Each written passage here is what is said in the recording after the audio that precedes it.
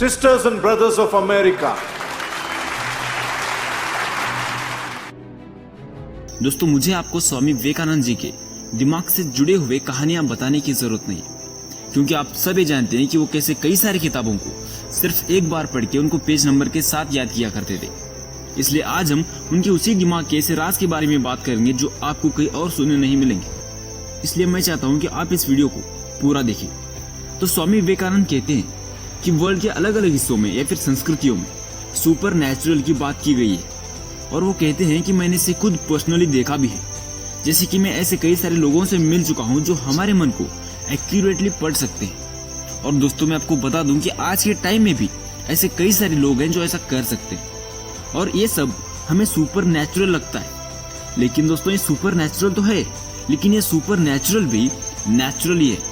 यानी कि जैसे इस दुनिया की सारी चीजें ग्रेविटेशनल लॉ, फ्रिक्शनल लॉ या फिर लॉ ऑफ अट्रैक्शन जैसे लॉज के अंडर काम करते हैं, वैसे ही ये सब कुछ भी कुछ लॉज के अंडर काम करते हैं।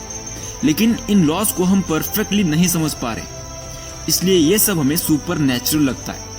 लेकिन दोस्तों, रिसर्च में पाया गया है कि सारी एक्स्ट्राऑर्डिनरी पावर्स, या कहे कि इंसान की एक्स्ट्रा सुपर पावर्स इंसान के मन में, या कहे कि इंसान के दिमाग में ही बसते हैं। लेकिन ये बातें हमें कभी बताई नहीं जाती या फिर समझाई नहीं जाती। और एजुकेशन का असली लक्ष्य हमारी पर्सनैलिटी बिल्डिंग में होना चाहिए, यानी कि हमारे आंतरिक मन का निर्माण होना चाहिए। लेकिन आज एजुकेशन का मेन मोटिव तो सिर्फ बाहर पॉलिश करना ही रह गया है। जब इंसान पूरी तरह से तैयार होता है, तब ऐसा इंसान अपनी पर्सनल मैग्नेटिज्म और पर्सनल पावर के दम पर अपने साथ कई सारे लोगों को चला सकता है, और वो जो चाहे उस लक्ष्य को पूरा कर सकता है। और स्वामी विवेकानंद जी ने अपनी भारतीय संस्कृति को, हिंदुत्व की ताकत को और हमारे वेदांता को पूरी दुनिया को समझाया था। दोस्तों, हम वेदांत के अर्थ को इस एक लाइन से समझ सकते हैं, और इस एक लाइन से स्वामी विवेकानंद भी बहुत प्रभावित थे। और वो लाइन है, अहम ब्रह्मास्मि त्वं च। इसका मतलब ये है कि भगवान और इंसान एक ही है। यानी कि जैसे हिंदुइज्म, इस्लाम या फिर क्रिश्चियनिटी जैसे धर्मों में भगवान को ढूंढकर या फिर भगवान को मानकर उनको पूजा जाता है, और वहीं पे बुद्धिज्म और जैनिज्म जैसे धर्मों में भगवान को ढूंढने के बजाय अपने खुद के अंदर के छिपे सच को ढूंढा जाता है, यानी कि इंसान की सच को ढूंढा जाता है। लेकिन वेदांत ये कहता है कि जब हम भगवान को ढूंढते हैं, तो तब हमें आखिर में हमारे अंदर का सच मिलता है, और जब हम हमारे अंदर का सच ढूंढते हैं, तो तब हमें भगवान मिल जाते हैं। और स्वामी विवेकानंद इस वेदांत के लाइन को बहुत मानते थे, लेकिन वो कहते हैं कि ये इतना भी आसान नहीं है।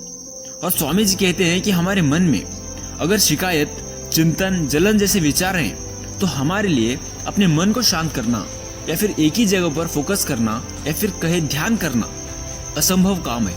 इसलिए योग में प्योरिटी, मोरालिटी का बहुत महत्व है। दोस्तों, अगर हम उनकी पूरी जिंदगी को देखें, तो उन्होंने अपनी जिंदगी में सिर्फ 2 चीजों को महत्व दिया है। पहला तो ध्यान है, और दूसरा है ब्रह्मचर्य।